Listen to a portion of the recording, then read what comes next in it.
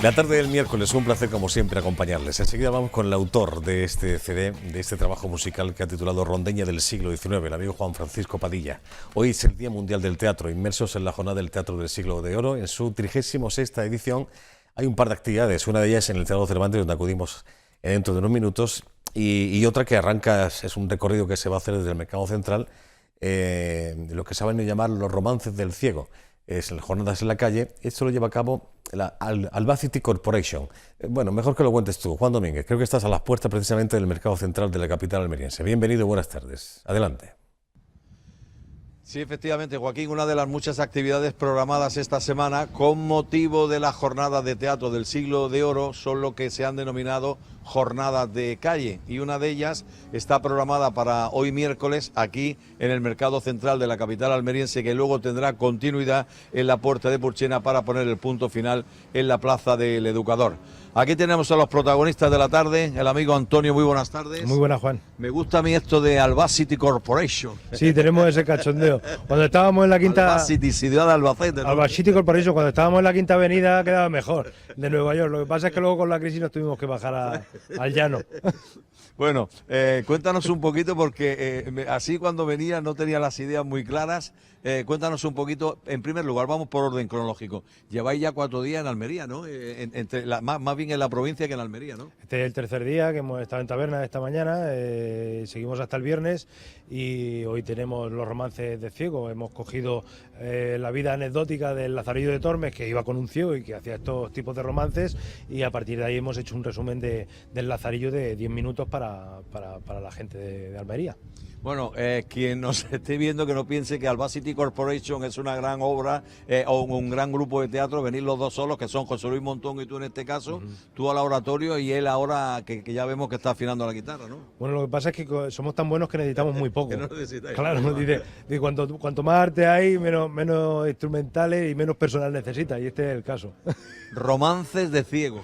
Así es, los romances de ciego que se hacían en el Siglo de Oro, este tipo de romances, y se quedaron como tal. Asignaron a los ciegos porque fueron ellos los que empezaron y luego lo seguía todo el mundo, pero decían que era única y exclusivamente de los ciegos. Así, Por cierto, que el ciego creo que era el Lazarillo de Tormes el que recitaba los romances, ¿no? Claro, así era, le hizo la patente el Lazarillo de Tormes y el anónimo que lo escribió, claro. Os queda otro día más en Almería, ¿no? 2 días más. 2 días más. Pero ya no en la capital, ¿no? No, en la capital no, ya en la provincia, para los chavales y representando el Lazarillo de Tormes, entero, completo. Lo mismo que vais a hacer aquí ahora, se repite, no hay nada novedoso, lo mismo que se va a repetir en Puerta de Purchena y posteriormente en la Plaza del Educador, ¿no? Exactamente, como se hacía antiguamente en aquella época, donde no existía el euro. Antonio, no sé si será viable lo que os voy a pedir para que la gente, aquellos que no puedan venir a ver o aquellos que nos estén viendo a través de la televisión, que se puedan hacer una imagen de en qué consiste vuestra actuación de esta tarde, que nos pudieseis ofrecer un poquito como adelanto de lo que luego posteriormente vamos a poder ver aquí, ¿de acuerdo? Vale, de acuerdo. Pues vente para acá, mira, nos venimos para acá, Joaquín. Aquí tenemos, como decía, Albacity Corporation con Antonio Campos a la oratoria y los acordes a la guitarra de José Luis Montón. Pasamos a escucharle. Y todas las cosas en un morral que cerraba con una argolla de hierro, y su candado, y su llave, con tanta vigilancia que no había capaz hombre en el mundo de sacarle ni una sola migaja. Más, yo me conformaba con aquella piltrafa que él me daba, que era nada, eran piltrafillas. Toma, ¿dónde? Aquí. En menos de 2 bocados estaba despachada. Él se descuidaba pensando que yo estaba en el lipo. Yo lo que tenía era hambre, ansia, hambre. Me arrimaba al morral, el cual descosía, sacaba, desangraba, buenos trozos de pan, tornillo longaniza y luego tornaba a coser. Cosía, descosía, secaba, sangraba. Los romances del ciego. Hacían un recorrido partiendo ahí de ese Mercado Central hasta la Plaza del Educador. Mañana recordar que en el Teatro Apolo, justamente enfrente, donde estaban ahora mismo, nueva representación a cargo de Morfeo Teatro y un clásico de la picaresca española como es el Buscón de Quevedo dentro de esta jornada del Teatro del Siglo de Oro. Juan Francisco Padilla, bienvenido, buenas tardes. Muy buenas tardes. Me alegro de verte. ¿Cómo estás, hombre? Igualmente, pues fenomenal. Yendo y viniendo. De Almería a otros puntos de la geografía. Me empeño en hacer rico a Iberia y a Repsol. Tienes que tener una cantidad de puntos ya de Iberia, ¿no? De todo. De tanto viajar. Bueno, Rondeña del siglo XIX, el último trabajo musical grabado en un bonito teatro, hablando del Día Mundial del Teatro, como es el Teatro Manuel Falla de la ciudad de la Alhambra, Granada, de sí, Granada, sí. ¿no? Sí. Sí, bueno, esto es un proyecto que está asociado no solamente es musical, sino que además es musicológico. Hay un trabajo de investigación impresionante detrás de esto. De hecho, la propuesta me vino de parte de María Luisa, que es una musicóloga extraordinaria, que ella estaba precisamente haciendo su máster en la Universidad de Nueva York. Y entonces el Departamento de Musicología de la Universidad de Nueva York, de hecho, es parte del patrocinio junto a la Junta de Andalucía. O sea que esto es lo curioso. Digamos que viene de Nueva York la propuesta. La propuesta, la idea. Y más que curioso, sino todo un lujo el instrumento con el que ha grabado este disco, Rondeña del siglo XIX, una guitarra original de Antonio de Torre, del gran luthier del barrio de La Cañada, del almeriense, una guitarra del año 1883, que has podido tener en tus manos, sacarle ese sonido, disfrutarla, ¿no? Pues sí, la cuestión es que cuando María Luisa Martínez me propone este trabajo, como comentaba, en la Universidad de Nueva York, yo digo, bueno, pues la cuestión era recuperar unas obras que de hecho no se habían grabado nunca. Algunas de las grabaciones son primera grabación mundial, porque ya había encontrado unos manuscritos muy interesantes en los archivos de la Infanta en Madrid, de una rondeña, que es una pieza clave en la historia de la guitarra, y entonces pues me proponía grabarla, y justo es el periodo de Antonio de Torre, es decir, esta música se tocaba con guitarra de Antonio de Torre. Sí o sí. Esta guitarra que has podido tener en tus manos durante la grabación, ¿dónde estaba? ¿Dónde está? Bueno, esta guitarra está en el Centro de Documentación Musical de Andalucía, que está en Granada, ¿no? En el Paseo de los Tristes, ahí un centro que se puede visitar en un lugar precioso, y ahí pues tienen esta guitarra guardada como oro en paño. La verdad que la guitarra no está en exposición, está guardada. Y bueno, pues le solicitamos la guitarra y muy amablemente pues la cedieron para la grabación, y efectivamente pues pude tocarla. Imagino que esa cesión no se la... En fin, facilitan a todo el mundo, evidentemente. Si yo voy y digo, no creo, ¿me deja usted si la guitarra que toque un poquito? Pues no, va a ser que no. No, porque si no parecería aquello los coches de Claro. choque. Quiero decir también eso, en fin, era Juan Francisco Padilla quien pedía esto, en fin, Sí, la persona que está sí. detrás de este proyecto musical. Bueno, ya vamos teniendo una edad, ya te hacen Sí, hombre, caso de- por su no digo caso, ya lo que llevas muchos años. ¿Cuánto tiempo llevas ya rolando por el mundo tocando la guitarra, Juan? Pues yo empecé a dar conciertos con 11 años. Joder, Tengo 43, pues unos cuantos, tío. son 32. Bueno, Ahí vamos. vamos Lo que a... no sé si a veces pienso que tocaba mejor de niño, pero bueno. No, que va, ni mucho menos, no creo, eso no me lo creo. Es un pequeño vídeo, uno de los temas que aparece en este trabajo musical. Vamos a escucharlo. Adelante.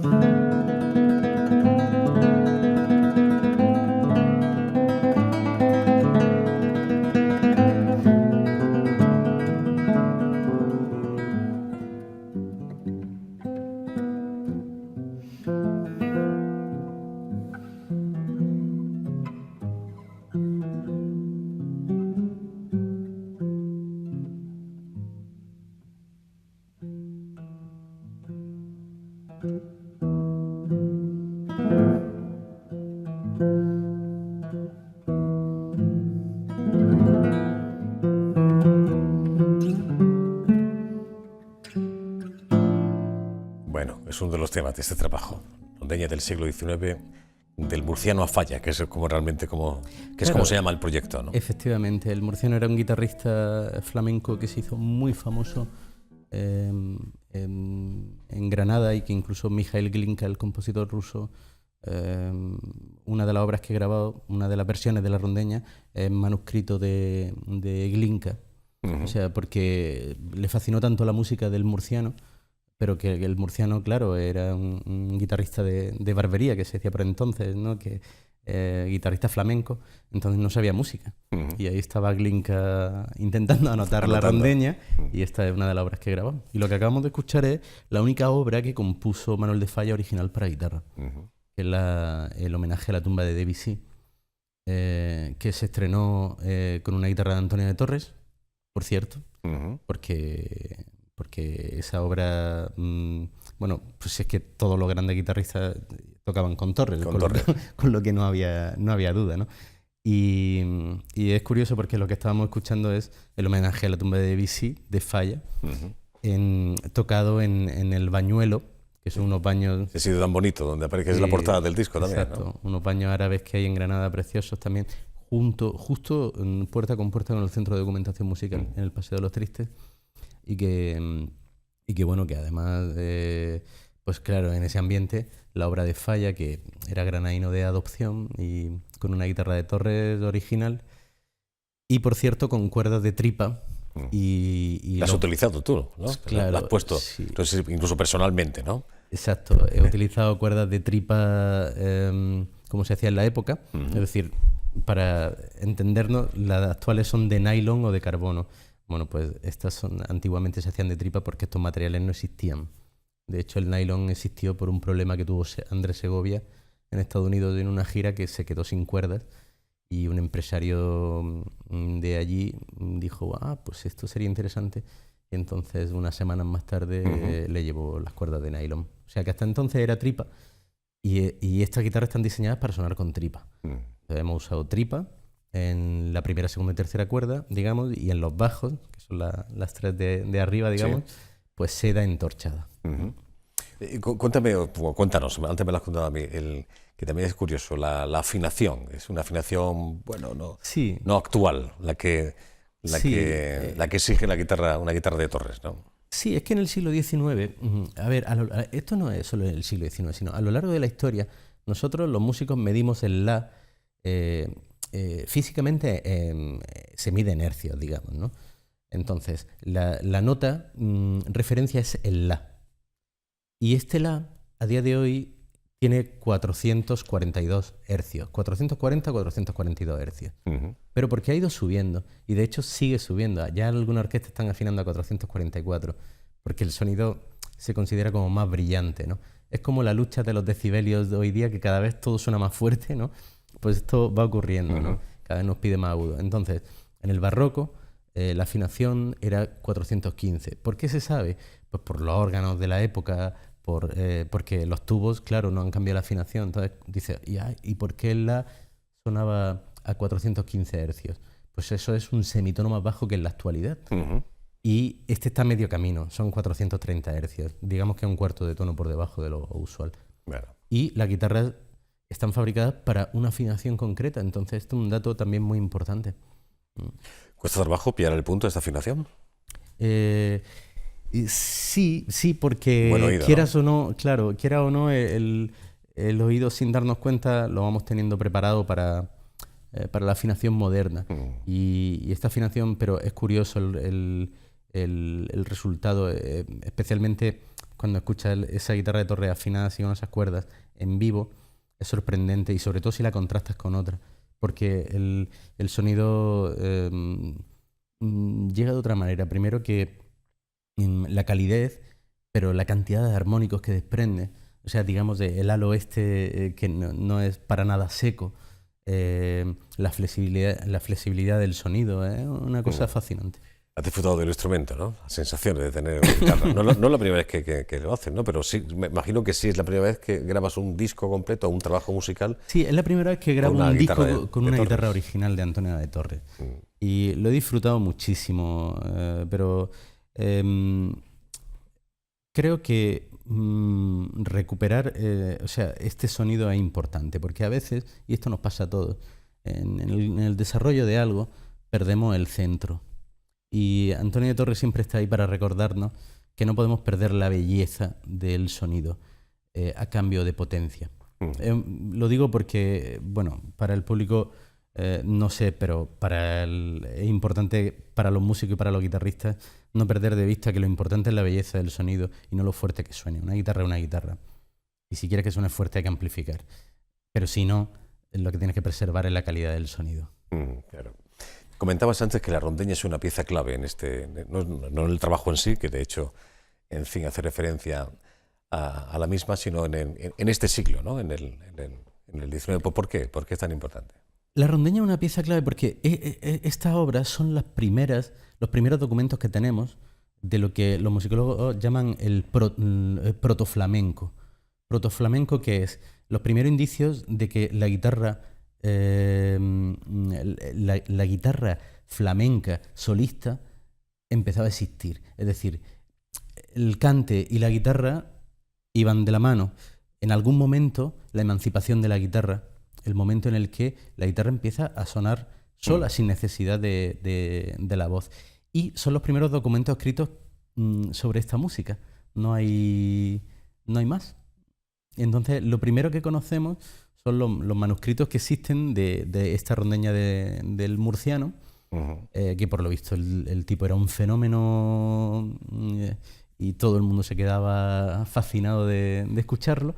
Y entonces, claro, ha llegado hasta nuestros días y han llegado varias versiones. Por eso es rondeña. Porque, ¿qué ocurrió con eso? Esa pieza se hizo famosa ya en la época. Entonces, el propio Julián Arcas, de repente, pues publica una rondeña, además se sabe que la tocaba en sus conciertos y que era muy apreciada. Los conciertos de Julián Arcas, el ilustre guitarrista almeriense, sí, explicó que de la misma época de Torres y que también tocaba con Torres, que fue el mejor guitarrista del mundo en el siglo XIX, pues estaba usando temas nacionalistas, temas populares, entonces cogía como referencias cosas que venían de la música popular, digamos, temas que venían de la música popular. Y esta rondeña del murciano a él le debió gustar, hizo su versión, su rondeña, su famosa rondeña que ya es el llevar esta rondeña a las máximas capacidades, un virtuosismo tremendo, y esta la ha grabado también ahí con la guitarra de Torres. Te pregunto por Arcas, o hablamos de Arcas en un momentito, recuperando aquel certamen que existió una vez en esta ciudad. Bueno, pero antes de esto, esto yo no sé, veremos aquí en Almería, en algún escenario, poder escuchando esto en directo, si no con una guitarra de Torres, aunque sea una de las tuyas, tío, no sé.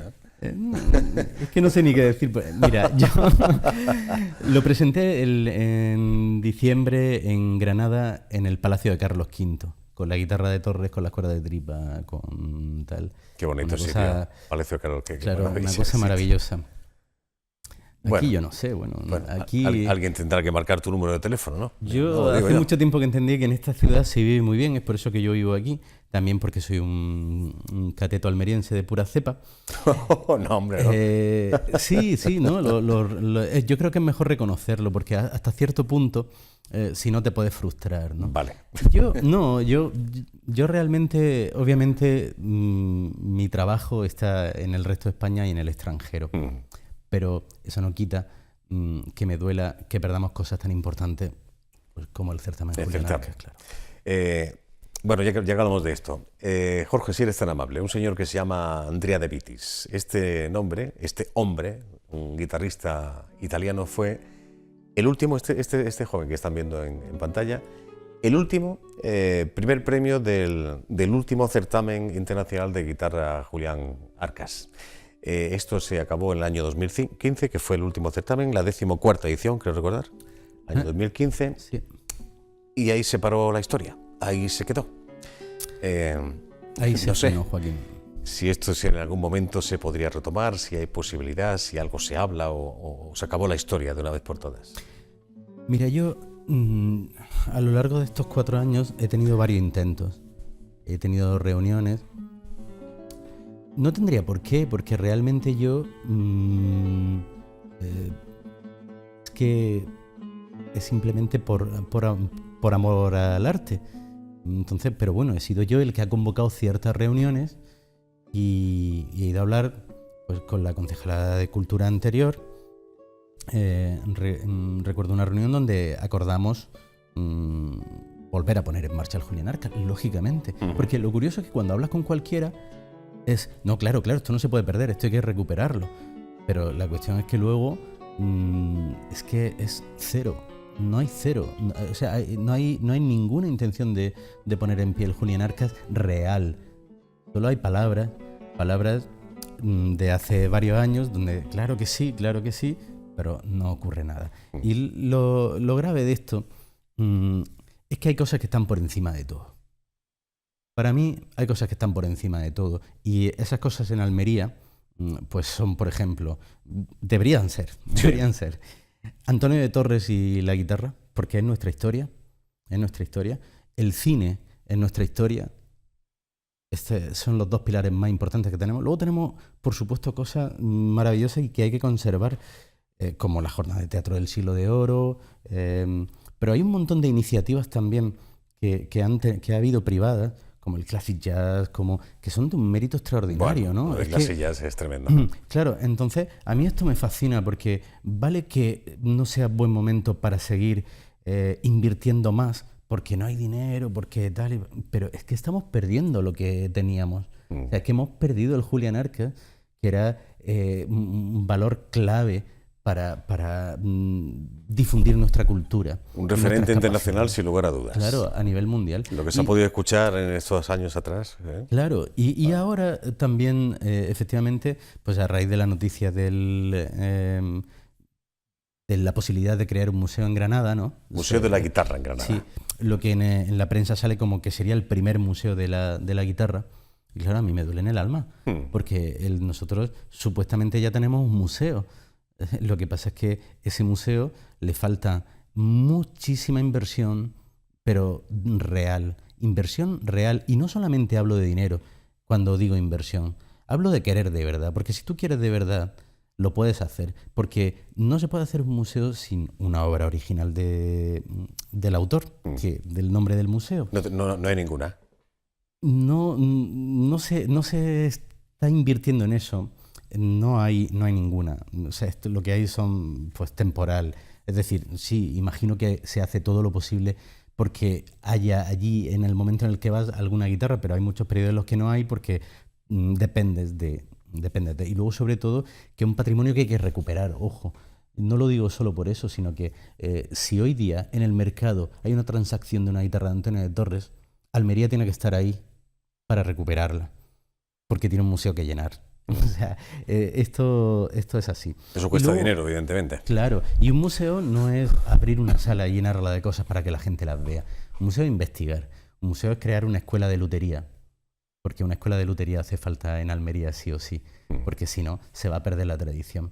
El día que Juan Miguel González, que es uno de los mejores guitarreros del mundo, no ejerza, pues ya no tendremos ese exponente. El día que Joaquín Pierre Canales, nuestro mayor investigador sí, se canse, vale, pues todas estas personas están ahora mismo en su casa con su conocimiento que se va a perder con ellos. Y sin poder compartirlo.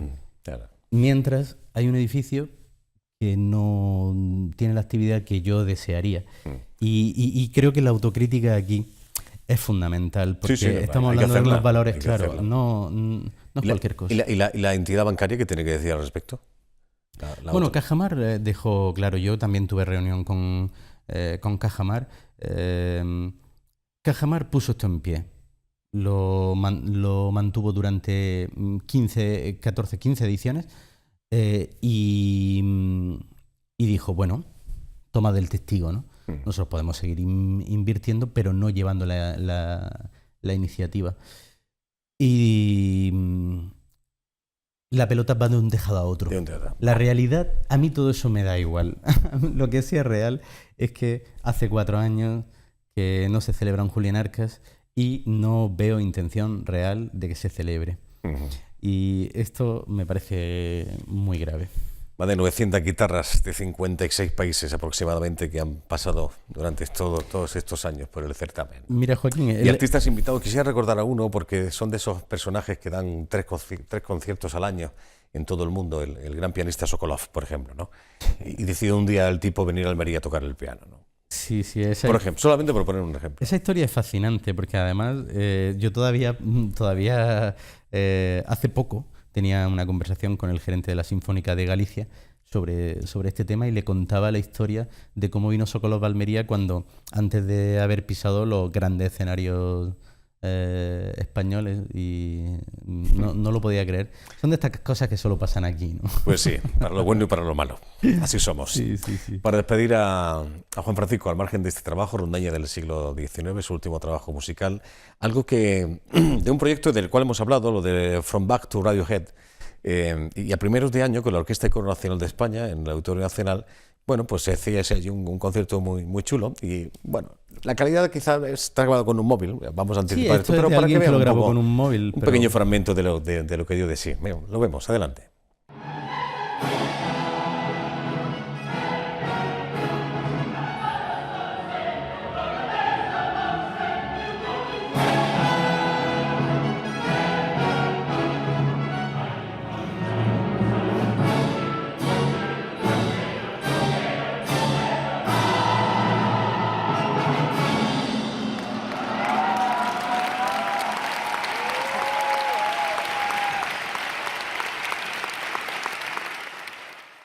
Bueno, ahí te levantabas, estabas como guitarrista, como solista, ¿no? Sí, aparte yo he escrito la música, no la composición, sino las orquestaciones de todo el concierto. Un concierto, la verdad que muy interesante, que está teniendo mucha... Estaba sonando, no sé si lo han reconocido, era el Thriller de Michael Jackson. Esto era una versión que he hecho con orquesta y coro sinfónico de Thriller, que era ya el regalo para terminar. El programa era muy extenso y con muchas cosas muy interesantes. Bueno. Porque sí, porque ahora estoy escribiendo muchísima música para orquesta, componiendo y haciendo un montón de trabajo en esa dirección. Me alegro de verte siempre, Juan, enhorabuena por tu trabajo. Esperamos verte, a ver si es posible, en algún escenario, en algún rinconcito de la capital, pues bueno, pues dando vida y sacándole sonido, si no a una guitarra de Torres, que es con lo que ha grabado Rondeña del siglo XIX, con alguna de las tuyas, que tienes varias, y suenan muy bien, por cierto. A mí me encantaría, sí, suenan de maravilla. A mí lo que me encantaría es poder tocar o grabar con una guitarra de Torres original del museo. Del museo, ¿vale? No estaría mal. Gracias, Juan, hasta la próxima. Muchísimas gracias. Juan Domínguez, de nuevo contigo en este Día Mundial del Teatro. Ayer lo contábamos con el director de la Escuela de Arte Dramático de Qubert Producciones, Teatro Cervantes. Habían programado diferentes actividades para celebrar este Día Internacional. De nuevo contigo, adelante, cuéntanos. Sí, casi nada al aparato, Joaquín. Hoy Día Mundial del Teatro. Y si es el Día Mundial del Teatro, ¿dónde había que venirse? Pues al Teatro Cervantes. ¿Qué nos trae aquí? Pues una magnífica actuación que se ha producido parte de ella y alguna queda pendiente. Hablamos con Ricardo Arqueros, que es el director de la Escuela de Arte Dramático y Cine de Almería. Ricardo, muy buenas tardes. Hola, muy buenas. Día hoy intenso, ¿no? Un día intenso, precioso y muy importante a nivel mundial. Oye, tengo entendido que fue, me parece, en el año 1961, a partir de entonces, cuando empezó a celebrarse el Día Mundial del Teatro, pero mi mente me dice que yo no recuerdo yo que en años anteriores se haya hecho algo similar a lo que se ha hecho y está todavía parte de hacer aquí esta tarde. Pues yo creo que con el tamaño y con el formato. Claro, que nosotros vamos a utilizar hoy no ha habido nada similar. Tenemos a la gente que a día de hoy se está formando como a nivel de iniciación, a nivel de profesionales. Hemos preparado danza, hemos preparado expresión corporal, clown, teatro de texto y podemos decir que el espectáculo de hoy, para conmemorar este día tan importante, está íntegramente representado por alumnos de la Escuela de Arte Dramático y Cine de Almería. Bueno, le habéis dado el pistoletazo de salida a las 5:15 de esta tarde con un manifiesto curioso, hecho creo que por un actor cubano, me parece, sí. Y que ese texto es el que se va a leer en todos los teatros del mundo, ¿no? Claro, la gran relevancia de este acto es que en todos los teatros de todos los países del mundo se va a leer en cada idioma, en el idioma de cada uno, este texto de Carlos Celdrán, que es actor, director, una persona de teatro, Premio Nacional de Teatro de Cuba hace 2 años. Y bueno, lo más importante es eso, que que todo el planeta, entre comillas, vamos a estar leyendo y escuchando estas mismas palabras en cada teatro. Muy bonito eso. Bueno, después de la lectura, ¿qué habéis hecho? Después de la lectura hemos empezado con el espectáculo, hemos visto la danza contemporánea, hemos visto el clown y hemos hecho el primer pase de nuestro taller de teatro para adultos. Tenemos junior, queda el juvenil. segundo, que va a ser para las 8, ¿no? Correcto. Dentro de nada, de muy poquito, vamos con esta segunda parte, que es muy importante para nuestros alumnos. El teatro, la idea no es que se hace solo una vez, sino que se representa continuamente y por eso es importante que ellos, como mínimo, tengan 2 actuaciones para tener una experiencia real.